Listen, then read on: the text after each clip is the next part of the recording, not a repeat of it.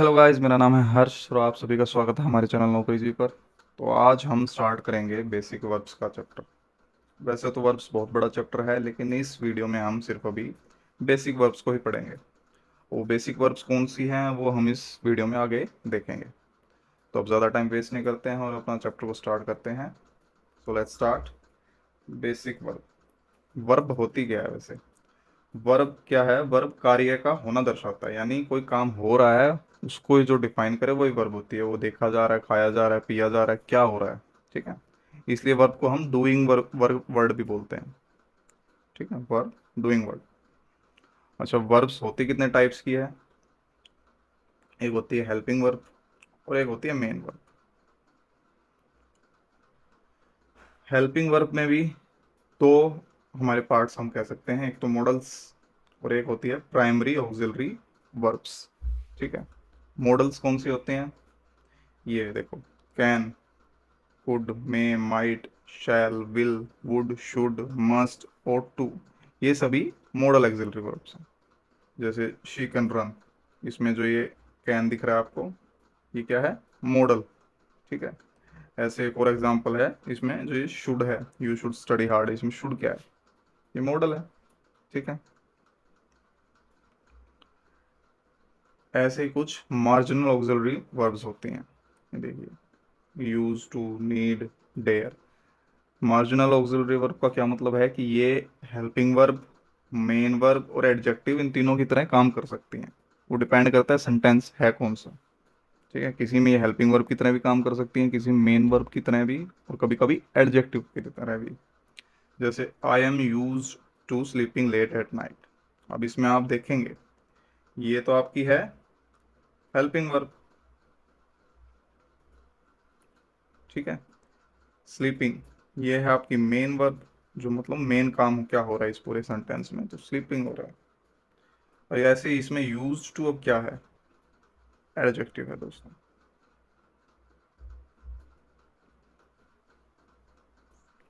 ऐसे एक और सेंटेंस है, आई नीड यू।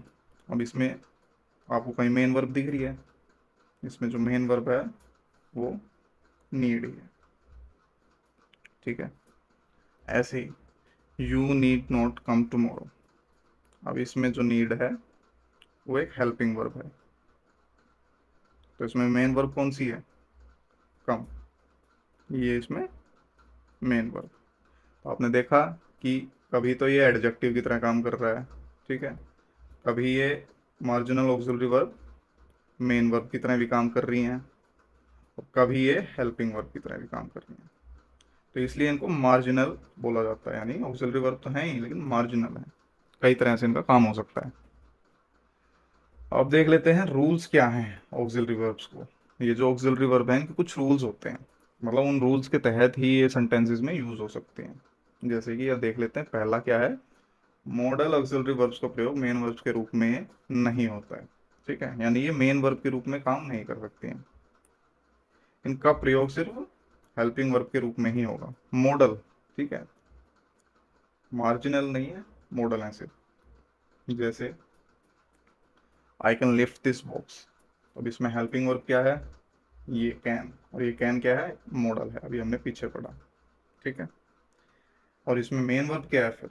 इसमें मेन वर्ब है लिफ्ट, ये आपकी मेन वर्ब है। ऐसे ही मॉडल एक्सिलरी वर्ब्स का V1, V2, V3 ING form या ES फॉर्म नहीं होते हैं। इस बात का क्या मतलब है कि ये जो है, जैसे कैन है, कैन में ही रहेगी, कैंस नहीं हो सकता। ठीक है, कैंड नहीं हो सकता, मतलब ये होगी ना, क्योंकि ये हमेशा ऐसे ही रहेंगे कि कोई V1, V2 यानी वर्ब की फर्स्ट फॉर्म, वर्ब की सेकंड फॉर्म, वर्ब की थर्ड फॉर्म नहीं होती। जैसे ये क्या होती हैं, आपने देखा होगा, टीयर है, ये फाड़ना होता है, जिसका मतलब ये क्या है? V1 है, वर्ब की फर्स्ट फॉर्म है। ऐसे ही टोर वर्ब की सेकंड फॉर्म है। ठीक है, टोर्न थर्ड फॉर्म है। तो इनकी ऐसी कोई फॉर्म नहीं होती है। एग्जाम्पल देख लेते हैं, you should understand your friends, your.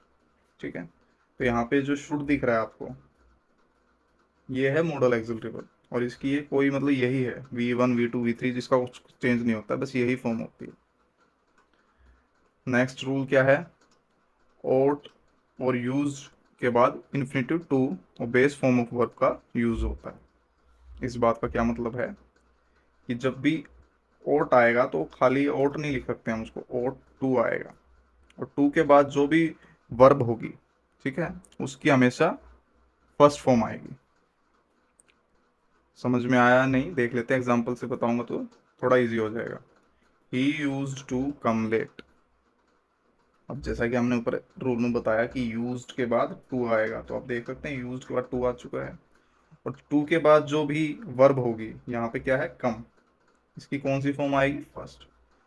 First ही होती है कम की, मतलब फर्स्ट फॉर्म, तो सेकंड फॉर्म केम होती है, और थर्ड फिर से कम होती है, तो इसकी फर्स्ट फॉर्म ही आई है यहाँ तो। और यही ये रूल कह रहा है कि he used to come late, used के बाद टू लग गया है और वर्ब की फर्स्ट फॉर्म आ गई है। यही ये रूल कह रहा है कि ought और यूज टू, मतलब यूज के बाद टू लगेगा। ठीक है, अब इनका यूज कैसे, कहाँ कहाँ, किन तरह के सेंटेंसेस में होगा वो देख लेते हैं। Use of model auxiliary verbs, कौन सी, अभी शुरू में हम कौन सी देखेंगे, कैन और कुड को। ठीक है, कैन का जो यूज है वो पावर, एबिलिटी और कैपेसिटी दिखाने के लिए होता है। कैसे, ये देखिए, he can lift the box. अब इसमें क्या, ये एबिलिटी तो दिखा रहा है, कैपेसिटी तो है, ये कैपेसिटी तो है पर्सन की कि वो डब्बा उठा सकता है ना। तो यहाँ पे कैन कैपेसिटी दिखा रहा है, पावर भी कह सकते हैं कि हाँ डब्बा अगर भारी है तो ये उसको उठा सकता है। तो यही इस रूल का मीनिंग था। नेक्स्ट रूल क्या है कि कुड क्या कराता है, कुड वो पास्ट एबिलिटी या पावर या कैपेसिटी को दर्शाता है।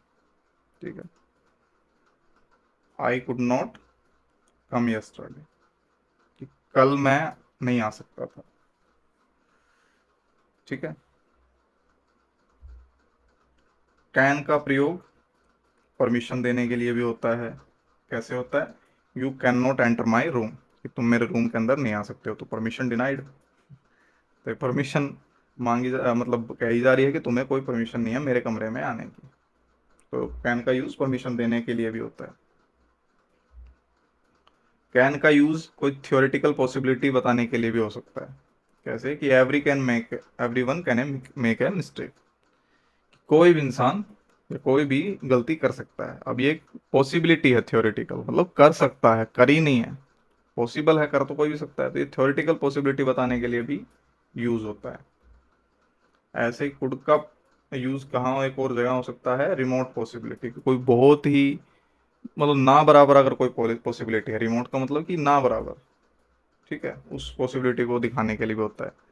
There could be a bomb under your seat. अब बॉम्ब तो कोई ऐसी चीज तो है नहीं कि हर दूसरे तीसरे दिन आपको मिलता होगा सीट के नीचे, तो ये एक बहुत ही रिमोट पॉसिबिलिटी है कि आपकी सीट के नीचे बॉम्ब हो। ठीक है, कैन और कुड दोनों का यूज कोई दोस्ताना निवेदन यानी फ्रेंडली इनविटेशन देने के लिए यूज हो सकता है, और कुड का तो खासकर औपचारिक निवेदन, औपचारिक मतलब फॉर्मल, फॉर्मल इनविटेशन के लिए, इनविटेशन कह लीजिए, निवेदन, रिक्वेस्ट। ठीक है, और कैन का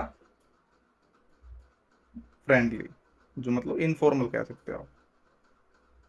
इनफॉर्मल में कैन और कुड दोनों का यूज हो सकता है, कुड का अक्सर सिर्फ फॉर्मल में ही हम यूज करते हैं। कैसे देखते हैं, देखो, can I take your scooter. अब ये एक बहुत इनफॉर्मल बात है, मतलब इसमें कोई ऐसा नहीं है ये आप अपने दोस्त से मांग रहे हो या अपने पड़ोसी से मांग रहे हो, ऐसा ही होता है स्कूटर के, आप मेरे को अपना स्कूटर दे सकते हैं। ठीक है, और यहाँ देखिए नेक्स्ट में, could I talk to mister Shukla.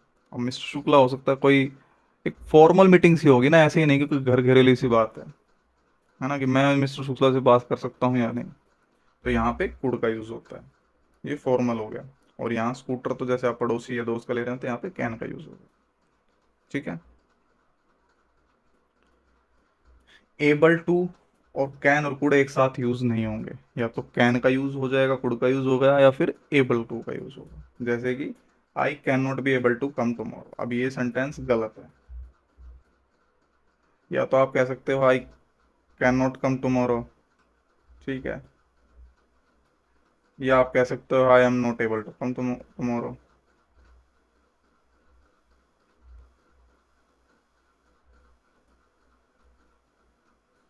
दोनों का यूज एक साथ नहीं होगा, ये ध्यान रखना है। क्यों नहीं होगा? क्योंकि फिर ये सेंटेंस सुपरफ्लुअस बन जाएगा। ये सुपरफ्लुअस का क्या मतलब होता है दोस्तों? सुपरफ्लुअस मतलब कि जितनी जरूरत है उससे ज्यादा लिख दो। अब कैन नॉट और एबल, मतलब मैं एबल नहीं हुआ नहीं, मतलब इन दोनों का एक ही मतलब हो जाता है। क्योंकि ये पहले ही जो वर्ब है इसका मतलब ये दर्शा रही है कि आप में एबिलिटी नहीं है। हमने पीछे भी बात करी थी, ये देखिए, ये ऑलरेडी एबिलिटी को दर्शाता है। तो अब यहाँ पे एबल, एबल टू लगाने की जरूरत नहीं पड़ेगी। Could can denote past ability but not performance. मतलब बताना क्या कहना चाह रहा है कि कुड क्या है कि पास्ट एबिलिटी तो बता सकता है लेकिन परफॉर्मेंस नहीं। परफॉर्मेंस नहीं, कैसे देख लेते हैं। I could sing very well when I was young. अब यहाँ पे आप देखिए, आई कुड, कुड का जो यूज है वो क्या दिखा रहा है? एबिलिटी दिखा रहा है कि मैं पहले बहुत अच्छा गा सकता था जब मैं छोटा था। And I was able to perform well at the concert. अब यहाँ पे परफॉर्मेंस की बात आ गई तो यहाँ पे हम कुड का यूज नहीं करेंगे। ठीक है, यहाँ पे हमने फिर एबल, एबिलिटी दिखाने के लिए डायरेक्ट एबल का ही यूज कर लिया, जैसा कि मैंने ऊपर बताया था। क्योंकि यहाँ पे कुड का यूज नहीं कर सकते हैं। कुड का यूज परफॉर्मेंस, पास्ट परफॉर्मेंस के लिए यूज नहीं कर सकते हैं। पास्ट एबिलिटी के लिए कर सकते हैं कि ये मैं पहले अच्छा गा सकता था, ये उसकी एबिलिटी थी। पर मैं पहले अच्छा परफॉर्म करता था, यहाँ पे कुड का यूज नहीं करेंगे। यहाँ फिर हम फिर डायरेक्ट एबल टू लिख देंगे। ठीक है दोस्तों। अगला है मे, माइट और जस्ट का यूज। मे का यूज संभावना या अनुमति के लिए यूज होता है। देखिए, it may rain tonight, it क्या है? ये संभावना है ना, पॉसिबिलिटी है। इट मे रेन टुनाइट जरूरी नहीं है हो, बट आज हो सकती है। ऐसे ही मे का यूज इच्छा को व्यक्त करने के लिए करते हैं, कि विश करना किसी को ना, कैसे मे यू लिव लॉन्ग, ये विश ही तो कर रहे हैं हम अपने अच्छे मन से कि आपकी उम्र बड़ी हो। ठीक है। अब नीचे एक सेंटेंस है, सॉरी रूल है, जो थोड़ा सा बड़ा है बट इजी है। जितना बड़ा है उतना हार्ड नहीं है इसको समझना। क्या कह रहा है कि अगर प्रिंसिपल क्लॉज में प्रेजेंट टेंस हो और सबऑर्डिनेट क्लॉज में दैट या so that, in order that का यूज हो, मतलब स्टार्टिंग में, और इसमें कोई पर्पस बता रखा हो, तो सबऑर्डिनेट क्लॉज में मे का यूज होगा। अभी थोड़ा सा कंफ्यूजिंग हो गया, सबऑर्डिनेट क्लॉज क्या है, मेन क्लॉज क्या है, ये वैसे तो हम आगे पढ़ेंगे, बट बेसिकली मैं बता देता हूँ। प्रिंसिपल क्लॉज क्या, जो जिस पे सारा सेंटेंस निर्भर होता है, और सबऑर्डिनेट क्लॉज क्या, जो उस प्रिंसिपल के भरोसे है। भरोसे मतलब कि उसके बाद ही वो सेंटेंस आ सकता है, डायरेक्ट उसका कोई ज़्यादा मतलब निकलेगा नहीं। ठीक है। तो यहाँ पे दे सकते हैं आप, प्रिंसिपल क्लोज क्या है कि वी ईट, और आगे सबोर्डिनेट क्लोज क्या है कि वी में लिव। खाएंगे तो जिएंगे, है ना? तो खाना जरूरी है या जीना जरूरी है? पहले, पहले खाना जरूरी है। प्रिंसिपल क्लोज खाना, उसके बाद आप जिएंगे खाएंगे तो इस सेंटेंस में बात भी यही हुई है, we eat so that we may live. ठीक है, कि हम खाना खाते हैं ताकि हम जिंदा रह सकें। तो अब इसमें पर्पस है खाने के पीछे, जिंदा रहना। ठीक है, तो इसलिए यहाँ पे हम मे का भी यूज कर सकते हैं। यही इस रूल का कहने का मतलब था। मैं एक बार फिर बता देता हूँ आराम से क्या था रूल, कि प्रिंसिपल क्लोज में अगर प्रेजेंट टेंस हो, मतलब प्रेजेंट टेंस में ही होना जरूरी है। और सबऑर्डिनेट क्लोज क्या है? सो दैट, या क्या है, खाली दैट, या इन ऑर्डर दैट, इन में से किसी से भी स्टार्ट हो। और जो अगला आगे जो सबऑर्डिनेट क्लोज है वो कोई पर्पस डिफाइन कर रहा है, तो जो सबऑर्डिनेट क्लोज है उसमें हम मे का यूज कर लेंगे। ठीक है, we eat so that we may live. Next rule है, माइट का यूज लेस पॉसिबिलिटी के लिए होता है, और मे का यूज मोर पॉसिबिलिटी के लिए होता है।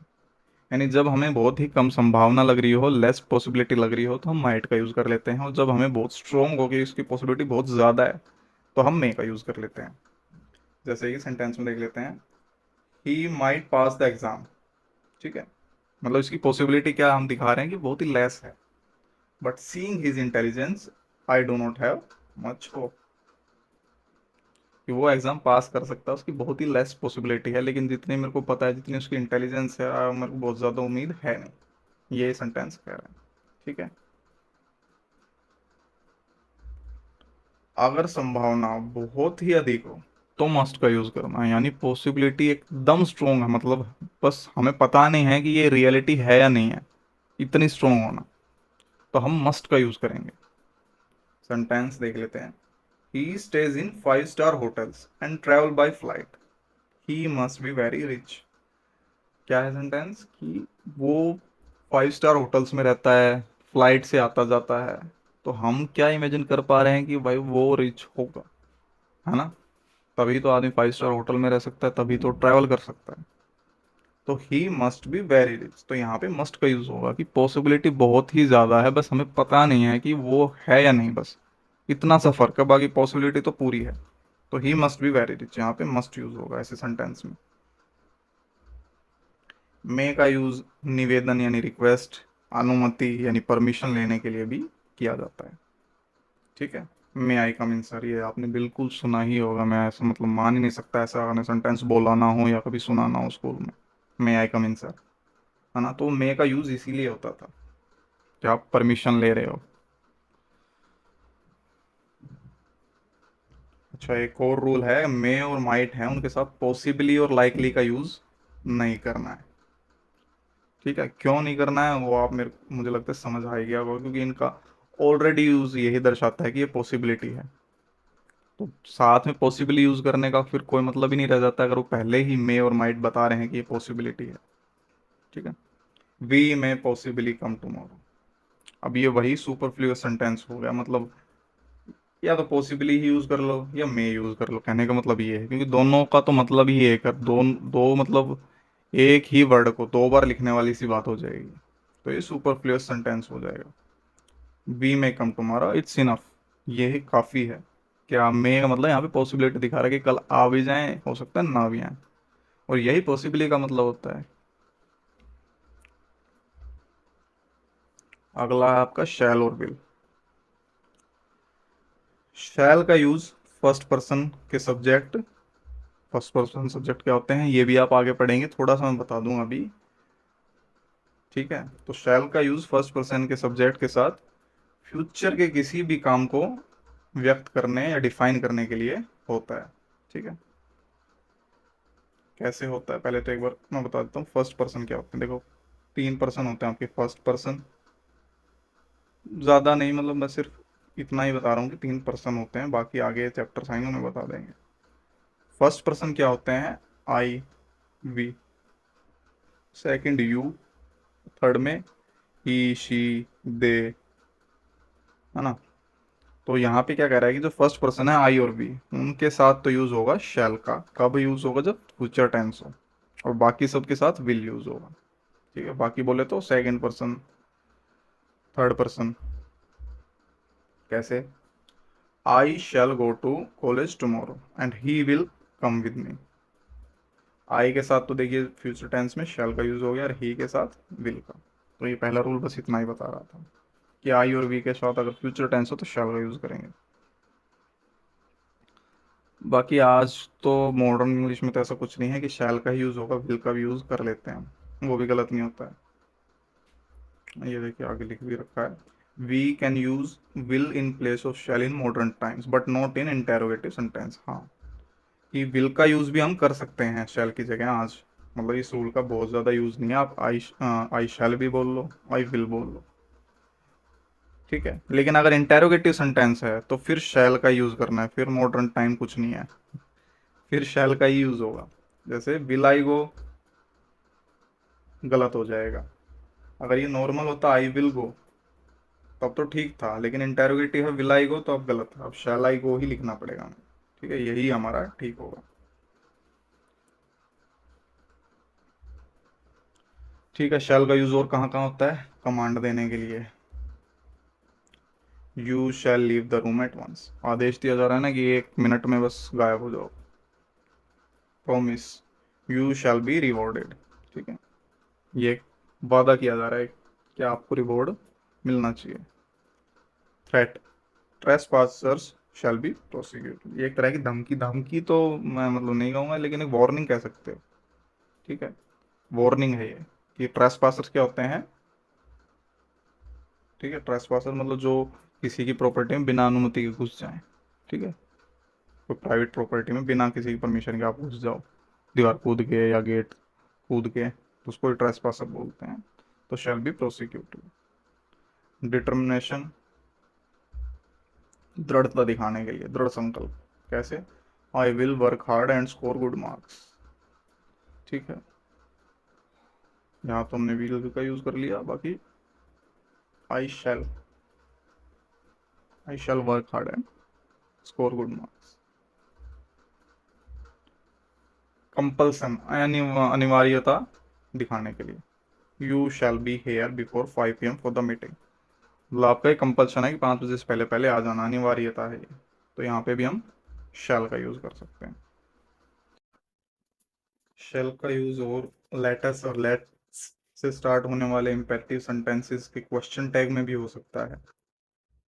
ठीक है, क्या है इसका मतलब मैं बता देता हूँ थोड़ा सा। क्वेश्चन टैग क्या है? क्वेश्चन टैग तो अपने आप में एक चैप्टर है, पर थोड़ा सा बता देता हूँ मैं। ये जो है ना, ये इसको हम क्वेश्चन टैग बोलते हैं।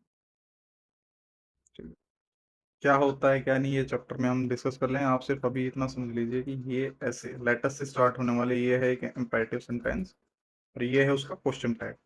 तो जब भी ऐसी फॉर्मेशन हो तो वहां भी हम शैल का यूज कर लेते हैं। ठीक है, शैल भी।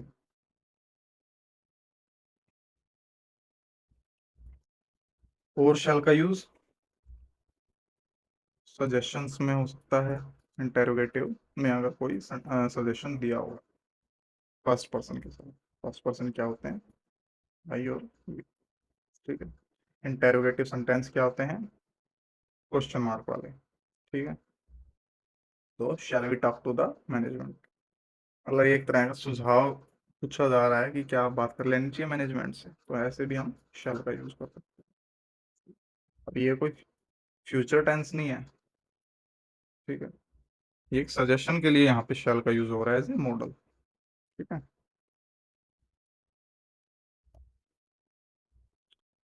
ऐसे ही अगर कोई कंडीशनल सेंटेंस, अब कंडीशनल भी एक अपने आप में चैप्टर है।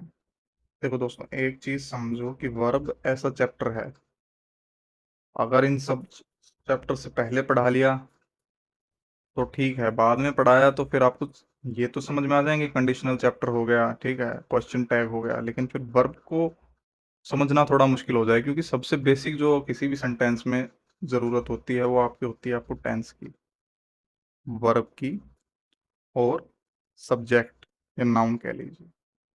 इन चैप्टर्स को पहले पढ़ना थोड़ा ज़रूरी है और चीज़ों के मुकाबले। अगर आपको टेंस का नहीं पता, वर्ब का नहीं पता, और सब्जेक्ट या नाउन का नहीं पता, सिर्फ सब्जेक्ट में होता है, नाउन और भी जगह हो सकता है सेंटेंस में, तो फिर थोड़ा सा और चैप्टर्स को पढ़ना मुश्किल हो जाता है। ठीक है, तो अभी मैं सिर्फ आपको इतना बता देता हूँ कि कंडीशनल सेंटेंसेस होते हैं जिनमें कुछ कंडीशन होती है कि शुरू में अगर ये टेंस है तो सेकंड जो उस पार्ट है सेंटेंस का, ठीक है, उसमें ये आएगा। ठीक है, जैसे अभी देख लेते हैं कैसे, क्या कह रहा है कि कंडीशनल सेंटेंस में अगर प्रेजेंट टेंस हो, ठीक है, दूसरे में सिंपल प्रेजेंट आएगा। ठीक है, कैसे? If I come I will meet you. यहाँ पे आप देख सकते हैं कि ये देखो प्रेजेंट टेंस रहा, इफ आई कम, ये कंडीशनल सेंटेंस है। तो आई विल मीट यू ये आपका फ्यूचर टेंस हो गया। तो यहाँ पे भी शैल का यूज हो, शैल ही पढ़ रहे थे, हाँ, शैल का यूज हो जाता है। वुड, वुड का यूज कहाँ कहाँ हो सकता है? वुड के क्या क्या रूल होते हैं? वुड का यूज एक तो हो सकता है पास्ट हैबिट के लिए, I would go to school by bus, मतलब मैं पहले स्कूल बस से स्कूल जाता था, एक पास्ट हैबिट हो गई, अब तो है नहीं। और वुड का कहाँ यूज हो सकता है? प्रेफरेंस बताने के लिए, चॉइस बताने के लिए। ठीक है, I would rather take tea, choice है, I would rather die than beg. ठीक है, जब ये वुड के साथ जो ऐसे सेंटेंस होते हैं उनमें अक्सर रैदर भी यूज होता है, किसी में एक्सेप्शन में नहीं होता हो तो नहीं होता हो, बाकी यूज करते हैं I would rather take tea. ठीक है, जब एक ही प्रेफरेंस की बात कर रखी हो तो हमने मतलब सिर्फ ये बता रखा कि मैं लूंगा क्या या मेरी चॉइस क्या है, तो कुछ देन वेन नहीं लगेगा। और चॉइस किसको रिप्लेस कर रही है, जैसे मरने से अच्छा है भीख मांगना, मतलब सेंटेंस में ऐसा कहा हुआ है। तो यहाँ पे बीच में देन का भी यूज होगा, वुड और रेदर देन। पहले वुड फिर रेदर देन। देन का यूज कंडीशन है कि अगर दो बात बता रखी हो चॉइस किसको रिप्लेस कर रही है, तब तो देन का यूज होगा। अगर सिर्फ ये बता रखा है कि चॉइस क्या है, तो रेदर देन की यूज करने की कोई जरूरत नहीं है। तो एक बार फिर सेंटेंस देख लेते हैं, he would rather die than beg. Would का यूज यहाँ पे कैसे हुआ है, प्रेफरेंस बताने के लिए। ठीक है, मैं ये प्रेफर करता हूँ, ये बताने के लिए, नीचे भी प्रेफरेंस बताने के लिए। ठीक है।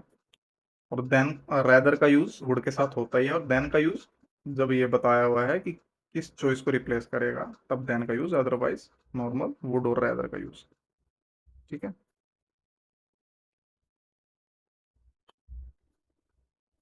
वुड, यूज टू और सिंपल पास्ट टेंस। ठीक है, इन तीनों का ही यूज हम रूटीन एक्शन, मतलब पास्ट के रूटीन एक्शन को दिखाने के लिए भी करते हैं। जैसा कि अभी मैंने बताया था, I would go to school by bus. ठीक है, ये भी तो एक रूटीन था पास्ट। ठीक है, व्हेन आई वाज ए, तो वुड का भी यूज कर सकते हैं, यूज टू का भी कर सकते हैं। कैसे यूज टू से कैसे होता, I used to go to school by bus, ये भी ठीक है, वुड भी ठीक है। मॉडल्स में यही होता है कि कुछ मॉडल्स ऐसी होती हैं जो एक दूसरे को रिप्लेस भी कर सकती हैं, दोनों के एक से ही रूल होते हैं। ठीक है। वुड का यूज और कहाँ हो सकता है, प्रेजेंट और पास्ट टेंस में हो सकता है। हाँ, जब प्रिंसिपल क्लोज में कोई विश बता रखी हो, कल्पना हो, सच नहीं है लेकिन अगर वो होता, तब। एग्जाम्पल से समझ लेते हैं, if I were A bird I would fly in the sky. तो यहाँ पे देखिए, if I were A bird, अब आप कबूतर तो हैं नहीं ना, हो सकते हैं। तो यहाँ पे इसीलिए इफ आई वर, जो ये है प्रिंसिपल क्लोज, तो I would fly in the sky, यहाँ पे आप देखिए वुड का यूज हो रहा है। यही है रूल था कि जब ऐसी कोई परिकल्पना बता रखी हो तो आप वुड का यूज कर सकते हैं। अगला क्या है, अगर पास में हैड बीन का यूज हो रखा हो तो सेंटेंस फॉर्मेशन थोड़ी अलग हो जाएगी। हाँ, ये एक्चुअल में दोस्तों फिर मैं बता रहा हूँ, ये भी एक कंडीशनल सेंटेंस है। ठीक है, पीछे वो सिंपल प्रेजेंट वाला कहाँ गया, ये था। ये भी एक कंडीशनल ही सेंटेंस है। ये अगला जो है, ये देखिए रूल, ये भी एक कंडीशनल सेंटेंस है। तो ये हम आगे एक बार फिर डिस्कस करेंगे, अभी सिर्फ आपको बता रहे हैं कि वुड की फॉर्मेशन कैसे होती है, और ये बता रहे हैं कि इनमें भी होती है। अगर आपको बहुत ज़्यादा समझ नहीं आ रहा है तो कोई बात नहीं, आप ये समझिए कि हाँ, अगर आपको कहीं ऐसे दिखे तो आप ये समझ जाइए कि हाँ वुड ठीक है। ठीक है। जैसे क्या है कि अगर पास्ट में हैड बीन का यूज हो रखा हो, कहने का मतलब अगर पास्ट परफेक्ट टेंस हो, तब भी वुड के साथ फिर वुड हैव और वर्ब की थर्ड फॉर्म यूज हो जाती है, नॉर्मल वुड नहीं लगता है। ठीक है, तो ये थोड़ा अलग हो जाता है, इसको आप अभी बेशक छोड़ भी सकते हैं, इसको हम बाद में पढ़ लेंगे। ये यहाँ पे लिख दिया तो मैंने आपको पढ़ा दिया। अच्छा, और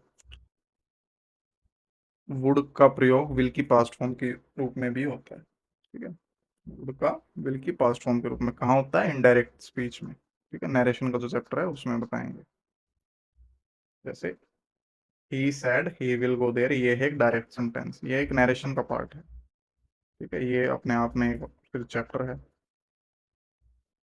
तो इसका यूज कैसे कर सकते हैं, he said that he would go there. ठीक है, ये एक इनडायरेक्ट सेंटेंस, आप बस समझ लीजिए कि हाँ ठीक है, ये कह रहे हैं तो ऐसा होता होगा, ये एक इनडायरेक्ट सेंटेंस है। तो यहाँ पे जो विल था डायरेक्ट में, उसकी पास्ट फॉर्म के लिए हमने वुड का यूज कर लिया है। ठीक है, ये सेकंड फॉर्म नहीं है विल की।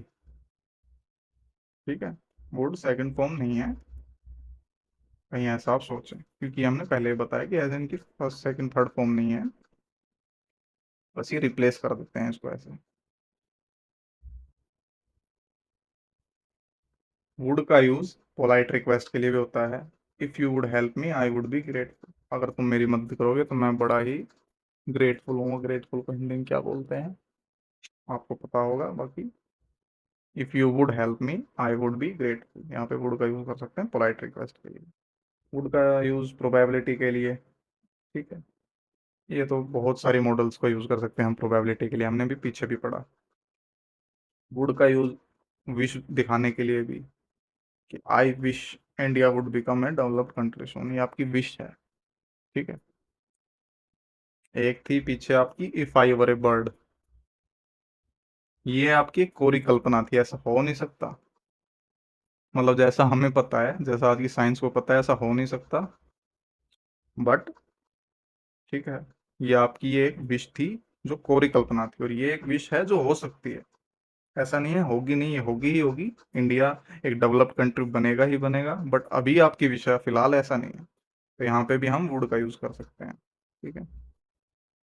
ऐसे ही वुड लाइक टू का यूज भी करते हैं हम विश बताने के लिए, I would like to talk to the manager.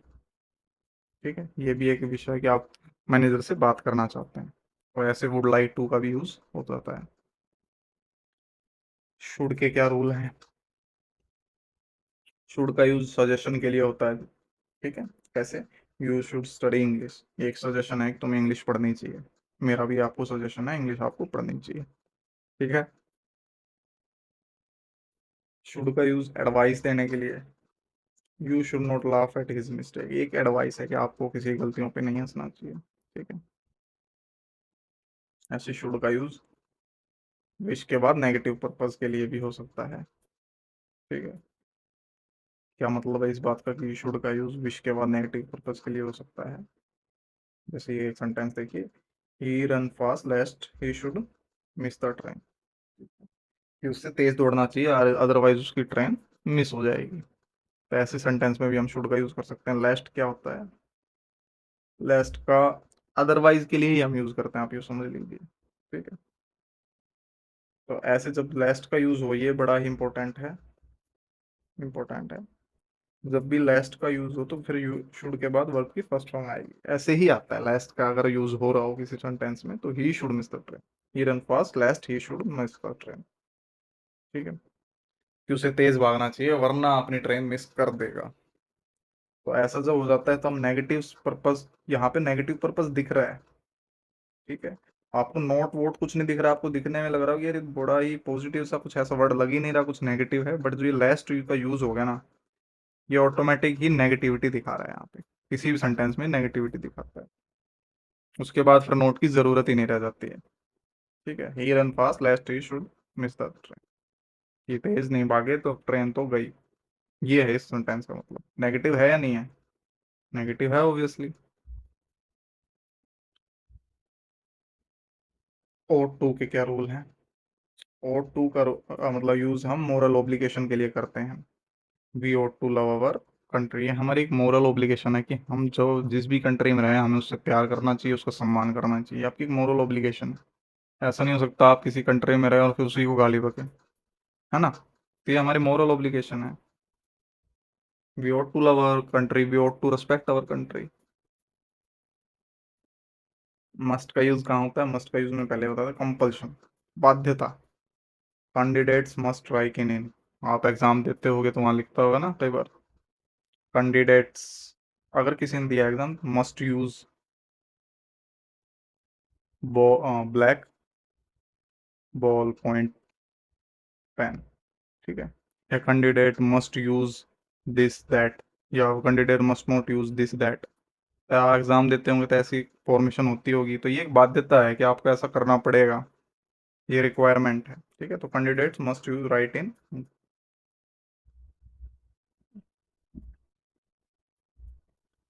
Must का यूज और कहाँ हो सकता है? फिक्स्ड डिटर्मिनेशन, पक्का इरादा दिखाने के लिए कि India must win the world cup, India को ये वर्ल्ड कप जीतना ही पड़ेगा। ठीक है, या इंडिया ये वर्ल्ड कप जीतेगा ही, पक्का इरादा है।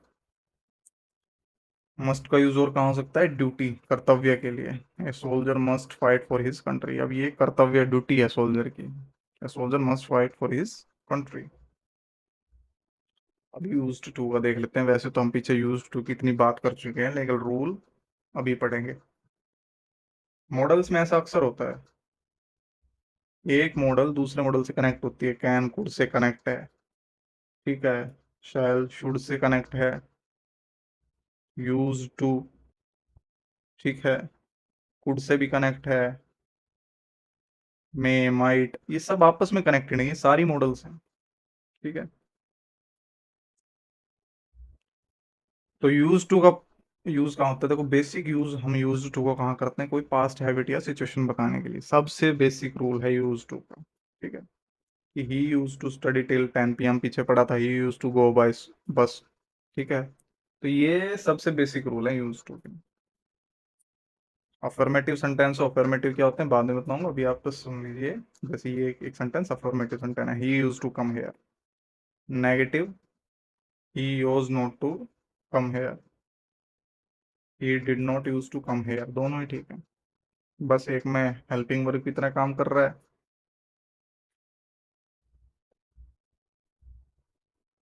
अगला क्या है? Interrogative sentence. Did he use to come here. Interrogative अभी मैंने पीछे बताया था, क्वेश्चन मार्क वाले। तो did he use to come here, use to आएगा या यूज टू, वो हमारे टेंस पे डिपेंड करेगा, टेंस पढ़ाएंगे तब बता दूंगा। ठीक है। प्रेजेंट है तो यूज का यूज मतलब यूज टू आएगा, पास्ट है तो यूज टू आएगा, सेकंड फॉर्म लग जाएगी। एक और बात, वर्ब के साथ अगर यूज टू लगा हुआ है तो उसके बाद वर्ब की फर्स्ट फॉर्म और आईएनजी आएगी। कैसे आएगी? ये देखिए, I am use to getting up late in the morning.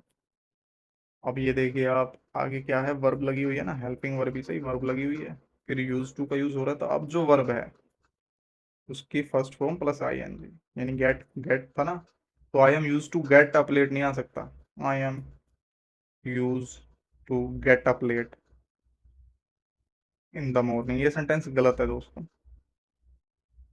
ठीक है। गेटिंग अप आएगा, वर्ब के साथ आईएनजी यूज होगा, ये देखो। ठीक है। तो यही उस रूल का कहने का मतलब थी, अगर यूज टू से पहले कोई वर्ब हो तो जो यूज टू के बाद जो वर्ब है उसके साथ फर्स्ट फॉर्म और आईएनजी लगेगी। सेटिंग मतलब सॉरी, सेकंड फॉर्म में तो आईएनजी लगेगा ही नहीं, फर्स्ट फॉर्म उसके बाद ही आईएनजी लगता है, तो आप ये कह सकते हैं वर्ब की फॉर्म के साथ आईएनजी लगेगा। कई ऐसी वर्ब, एडजेक्टिव और फ्रेज होते हैं दोस्तों जिसके बाद टू लगता है। ठीक है। तो टू के बाद जो बेस फॉर्म आती है ना वर्ब की, वो नहीं आएगी। क्या आएगा फिर? वर्ब की फर्स्ट फॉर्म प्लस आईएनजी। ठीक है। जैसे कौन से हैं? जैसे वो be use to, custom to, addicted to, in addition to, look forward to, इन सभी के बाद जो वर्ब आएगी उसकी आईएनजी फॉर्म आएगी। कैसे आएगी? एग्जांपल से देख लेते हैं। ही गोट यूज टू ड्राइविंग। ठीक है। On the right side when I was in London. ठीक है। तो अब यहाँ पे आप देखेंगे कि यूज टू है, उस पर ड्राइविंग आया, खाली नहीं। ही गोट यूज टू ड्राइविंग, इसका तो हमने पहले भी डिस्कस करा कि वर्ब की कोई फॉर्म है। ठीक है। फिर यूज टू का यूज है, उसके बाद आईएनजी लगेगा, ये 2% ऐसे पड़ा। लेकिन अगर इनकी जगह और भी कोई होता, कस्टम्ड टू होता, तो भी यही आता, वर्ब की first form plus ING. Dare और नीड के क्या रूल हैं? डेयर क्या है? दुस्साहस। दुस्साहस समझते हैं कि हिम्मत कैसी होगी तुम्हारी, उसको व्यक्त करता है। हर नीड, जरूरत, नेसेसिटी को। ठीक है। डेयर और नीड दोनों का यूज मेन वर्ब और मॉडल दोनों की तरह से यूज हो सकता है। ठीक है। सिर्फ डेयर और नीड ये, जैसे मैंने अभी पीछे बताया था ना, मार्जिनली ऑक्सिलरी वर्ब। ठीक है। तो ये वही है, इनका यूज सिर्फ मॉडल के रूप में नहीं, मेन वर्ब के रूप में भी हो सकता है। ही नीड्स मी, यहाँ पे जो ये नीड क्या है? Main verb. ठीक है। You need not come tomorrow, यहाँ पे नीड क्या है? मॉडल। कम है मेन वर्ब, तो अब मेन वर्ब ये नहीं है तो ये फिर क्या होगा? ये मॉडल हो जाएगा।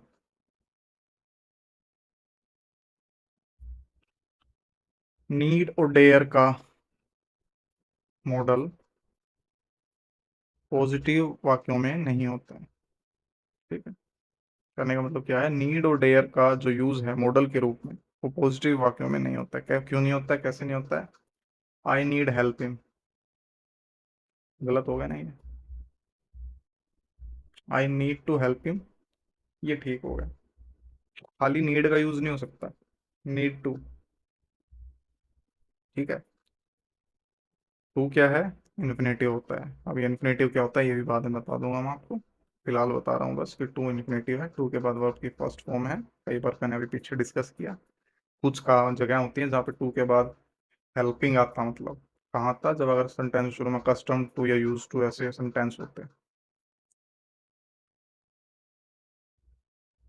ठीक है। ये देखो, डेयर नीड का अगर पॉजिटिव अफर्मेटिव सेंटेंस में यूज करना है तो टू के बाद base form of verb use होगी, जो कि मैंने अभी अभी आपको बताया।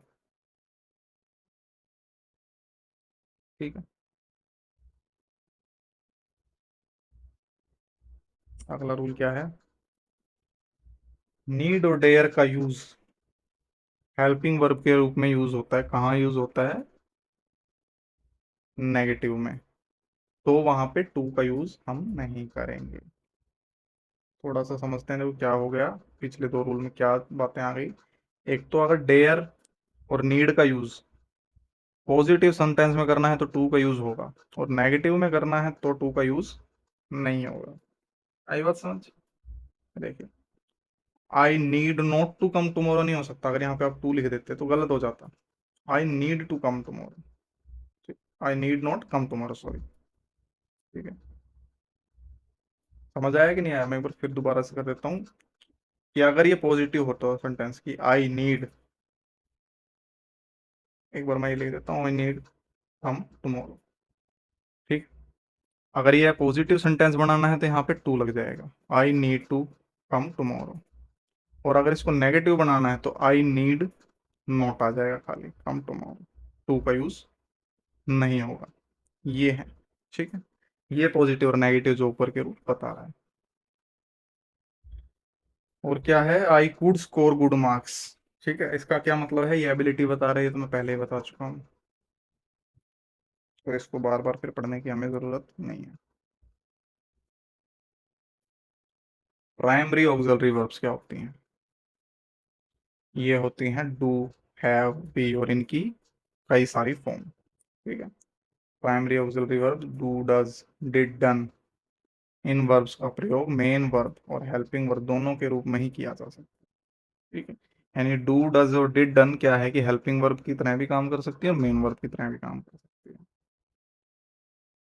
ये डू की फॉर्म्स हैं सारी। डू की फर्स्ट फॉर्म क्या है? डू और डज, यानी अगर प्रेजेंट टेंस में यूज करना हो। सेकंड फॉर्म क्या है? डिड, पास्ट टेंस में यूज करना हो। और थर्ड फॉर्म क्या है? डन। ठीक है, पास्ट परफेक्ट या कहीं और जहाँ पे वर्ब की थर्ड फॉर्म की नीड है वहां यूज कर सकते हैं। I do my homework, homework नहीं है, खाली वर्क है, आई डू माई वर्क, तो यहाँ पे डू आप देखिए मेन वर्ब है, क्योंकि और कोई वर्ब ही नहीं है, तो मेन वर्ब क्या होगी? फिर डू ही है। और यहाँ देखिए I did not know him, यहाँ पे मेन वर्ब तो है नो, तो ये क्या हो जाएगी? फिर हेल्पिंग वर्ब हो जाएगी। ऐसे ही हैव की कई फॉर्म होती हैं। हैज, हैव फर्स्ट फॉर्म ये होती है, हैड सेकंड फॉर्म ये होती है, और हैड थर्ड फॉर्म होती है। ठीक है। हैव का हम पोजेशन अधिकार दिखाने के लिए भी यूज करते हैं। आई हैव ए कार, सुना ही होगा आपने सेंटेंस। तो आपका पोजेशन में है ना, मतलब आपके पास है ना car.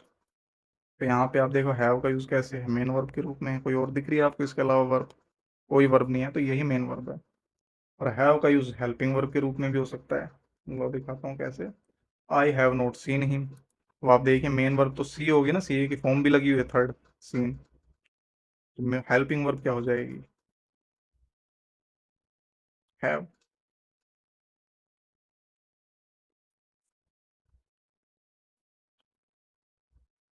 Have plus infinitive, infinitive क्या? टू इन्फिनेटिव होगा, जैसे वो फोर्स्ड एक्शन दिखाने के लिए। हैव टू नहीं होता है, करना ही पड़ेगा दिखाने के लिए। I have to work hard, एक फोर्स्ड एक्शन है, मतलब आपको करना ही पड़ेगा ना, हार्ड वर्क हार्ड। बी की फॉर्म्स देख लीजिए, बी की फर्स्ट फॉर्म खुद बी है, मतलब बी है। और इज, एम, आर भी हैं। ये डिपेंड करता है सेंटेंस का है, कहीं तो आपको सिर्फ बी ही यूज करना पड़ेगा, कहीं इज, एम, आर का। वो टेंस पे डिपेंड करेगा, वो जैसे जैसे आप इंग्लिश अब पढ़ेंगे आगे चैप्टर वाइज, तो आपको सारे कनेक्ट होंगे। मतलब इंग्लिश का कोई चैप्टर ऐसा नहीं होता कि वो अकेले में खुद में अपना एक चैप्टर है। समझ रहे हैं? जैसे मैथ्स में हो सकता है, जीके जनरल नॉलेज में हो सकता है, बट इंग्लिश में ऐसा नहीं हो सकता कि वर्ब को मैं आपको पढ़ा दूं और उसमें कहीं भी मॉडल का यूज ना हो, कहीं भी टेंस का यूज ना हो, नाउन का यूज ना हो, ऐसा नहीं होगा। ठीक है, तो थोड़ा सा हमें ये समझना होगा कि चैप्टर को हम सीक्वेंस में थोड़ा पढ़ेंगे, और धीरे धीरे जब हमें कई सारे चैप्टर आ जाएंगे तब हमें समझ में आएगा अच्छा वहाँ इस चीज़ का ऐसे यूज़ होता था और इसलिए यूज़ होता था। तो मैं सारा आपको एक साथ पढ़ाऊंगा तो फिर बहुत ही कंफ्यूजन हो जाएगा। पढ़ा मैं आपको वर्ब रहूंगा, बीच में नाउन चलने लग जाएगा, फिर एडजेक्टिव चलने लग जाएगा, तो इसलिए मैं सिर्फ अभी आपको ये बोल रहा हूँ कि इसको हम बाद में पढ़ेंगे। ठीक है, जो अभी पढ़ना है वो मैं आपको सिर्फ समझाता जा रहा हूँ। तो बी की फर्स्ट फॉर्म क्या है, खुद बी है और इज एम आर बी है। सेकंड फॉर्म क्या है, वाज वर। और थर्ड फॉर्म क्या है, बी। ठीक है, मेन वर्ब, इतनी देर से main verb main verb main verb हम कर रहे हैं, मेन वर्ब होती क्या है। ठीक है, मेन वर्ब वो होती है जिसकी first second third form sentence में यूज हो सकती हो, आईएनजी फॉर्म यूज हो सकती है, और एस या ईएस फॉर्म यूज हो सकती है, उसको हम मेन वर्ब कहते हैं। देखिए, अगर प्रेजेंट है तो फर्स्ट फॉर्म यूज होगा, मतलब प्रेजेंट टेंस है। और अगर पास्ट टेंस है तो सेकंड फॉर्म यूज होगा। थर्ड फॉर्म मतलब पास्ट में यूज होती है, लेकिन अगर पास्ट परफेक्ट टेंस हो या इनमें ऐसे में यूज हो सकती है। या और भी कोई सेंटेंस होती है जहाँ पे थर्ड फॉर्म यूज होती है, पास्ट परफेक्ट भी नहीं होता है, लेकिन वो हम आगे पढ़ देंगे। आईएनजी फॉर्म बन सकती हो जिसकी, या ऐसी ईएस लग सकता हो जिसमें, वो आपकी मेन वर्ब होती है। जैसे नीचे एग्जांपल क्या है, ब्रेक। ब्रेक एक मेन वर्ब है, ये कभी हेल्पिंग वर्ब की तरह काम नहीं कर सकती, कभी मॉडल की तरह काम नहीं कर सकती। ये हेल्पिंग वर्ब की तरह ही काम कर सकती है, वरना नहीं करेगी। ठीक है, इसकी फर्स्ट फॉर्म भी होती है ब्रेक की, खुद फर्स्ट फॉर्म ब्रेक ही है। ठीक है, मतलब क्या होता है इसका, तोड़ना। सेकंड फॉर्म क्या होती है ब्रेक की, ब्रोक। ये क्या है आपकी सेकंड फॉर्म। थर्ड फॉर्म क्या होती है, ब्रोकन। ये क्या है आपकी थर्ड फॉर्म। आईएनजी अगर लगा दूं तो कैसे होगा, ब्रेकिंग। ठीक है, एस या ई एस लगा दूं तो, अब एस या ई एस का मतलब क्या होता है, कुछ के साथ एस लगता है और किसके साथ ई एस लगता है।